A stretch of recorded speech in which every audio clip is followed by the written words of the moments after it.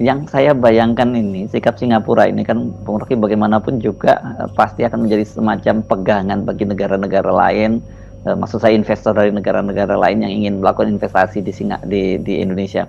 Mereka ini kan biasanya menjadikan Singapura ini sebagai pangkalan gitu ya, mereka tempat mangkal untuk memonitor apa yang terjadi di negara-negara sekitarnya ya. Bagaimana mungkin mereka mau berinvestasi di Indonesia kalau indeks persepsi korupsi di Indonesia itu masih sangat tinggi? Ya, kalau saya bicara dengan beberapa pejabat duta besar asing itu, selalu ada pertanyaan yang berulang. Itu tentang cara pemberantasan korupsi di Indonesia itu. Jadi kalangan diplomatik memantau selalu berita korupsi itu sebagai berita yang sekaligus dijadikan patokan apakah Indonesia layak investasi. Dan itu sebenarnya kesimpulan yang boleh kita katakan dengan tegas bahwa selama persepsi, bahkan persepsi internasional tentang ketidakmampuan pemerintah untuk memberantas korupsi, maka tidak mungkin ada pertumbuhan ekonomi, tidak mungkin ada semacam kampanye untuk membantu Indonesia di dalam upaya sebut aja mencapai tujuan pertumbuhan 8% itu kan. Kan selalu orang menganggap bahwa ada sektor yang tidak mungkin dipush menjadi mesin ekonomi kalau kondisi politik mengalami instabilitas.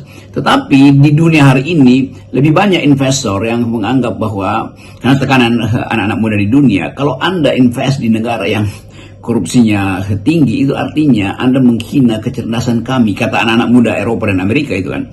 Jadi bagi mereka, value itu sekarang, nilai itu, apalagi nilai yang bisa menyebabkan mereka punya harapan bahwa dunia ini akan dihuni oleh mereka dalam keadaan tidak ada korupsi dan tidak ada pencemaran lingkungan. Kan itu yang jadi ideologi atau pakem berpikir milenial dunia sekarang adalah harus dunia ini atau planet ini harus diasuh tanpa korupsi dan tanpa pencemaran.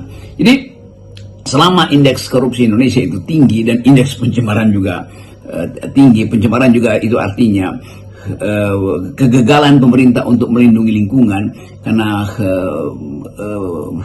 perusakan lingkungan, itu jadi ukuran internasional tentang keadaban sebuah republik kan.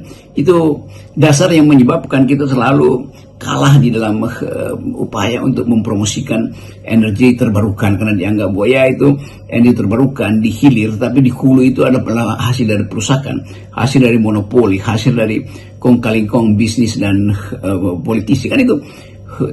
Itu yang menyebabkan kampanye negatif Indonesia tentang korupsi dan kerusakan lingkungan itu jadi top skor dalam pembicaraan dunia, terutama anak-anak muda.